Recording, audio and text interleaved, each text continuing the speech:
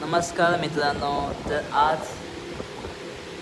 हैदराबादला असून मी बनवलं आहे महाराष्ट्राचा खाना. मराठी जेवण बनवलं आहे मी माझ्या हाताने. आपण बघू शकता पराठा प्लस खिचडी भात. खूप दिवसातून खातो.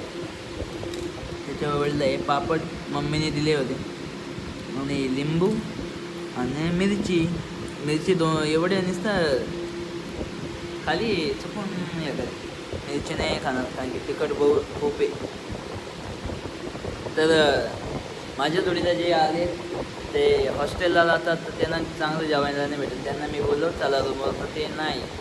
मग आता मी स्वतः रूमवर येऊन स्वतः जेवण बनवतो खातो मस्त.